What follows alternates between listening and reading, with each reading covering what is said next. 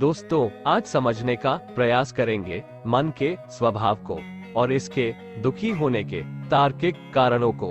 तो आइए देखते हैं। दोस्तों, पहले तो आप ये समझें कि ये मन का काम नहीं कि वो समझ सके कि उसे कहाँ दुखी होना है और कहाँ सुखी।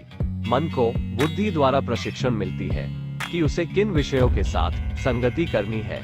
इसलिए आपके मन के दुखी होने का मुख्य कारण है आपकी बुद्धि के द्वारा उसे मिल रही गलत प्रशिक्षण।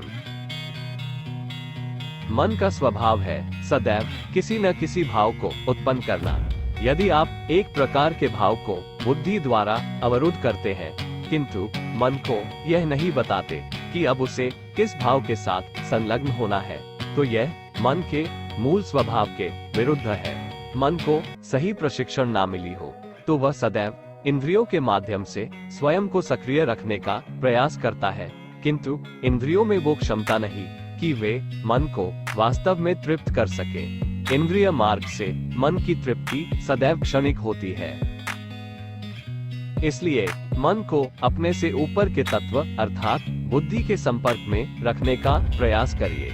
और बुद्धि का ये काम है कि वह मन को हर बात पर रोके टोके ना, बल्कि यह बताता रहे कि उसे किन विषयों और भावों के साथ जुड़ना है। मन को निष्क्रिय रखना उपाय नहीं है। मन की निष्क्रियता उसे अवसादग्रसित बनाती है। इसलिए कई बार देखा गया है कि वैसे तो वह एक बुद्धिमान व्यक्ति है किंतु कुंठा और चिड़चिड़ाहट से ग्रसित है। इस तरह के व्यक्ति अपने बुद्धि को श्रेष्ठ मानकर मन को संभालने की जिम्मेदारी छोड़ देते हैं। कई बार इस कथन को बढ़ावा दिया जाता है कि अधिक बुद्धिमान व्यक्ति सदैव गंभीर रहते हैं, किंतु यह एक भ्रामक कथन है। वास्तव में ऐसे व्यक्ति अपूर्ण बुद्धिमान होते हैं। उन्होंने बुद्धि के एक आयाम को तो सक्रिय रखा है, जो कि है अपने से ऊपर के तत्व अर्थात चेतना से जुड़े रहने का, किंतु दूसरे आयाम को छोड़ दिया है अर्थात अपने से नीचे के तत्व मन को संभालने का। यहाँ ये भी समझें कि गंभीर और संतोषपूर्ण भाव में अंतर है। वास्तविक बुद्धिमान व्यक्ति गंभीर नहीं किंतु संतोषपूर्ण होने के साथ साथ आनंद के भाव में शांत चित हो जाते हैं। इसलिए अब आपको अपनी बुद्धि का प्रयोग दोनों ओर करना होगा, अर्थात चेतना के स्तर पर भी और मन के स्तर पर भी। बुद्धि द्वारा मन को ये प्रशिक्षण देना होगा कि उसे किन विषयों एवं भावों का साथ छोड़ना है और किन विषयों से खुद को जोड़ना है। मन को इंद्रियों के साथ बहुत गहरा संबंध नहीं बनाने देना है, वरना इंद्रियां मन के स्तर को और नीचे खींच लेंगी।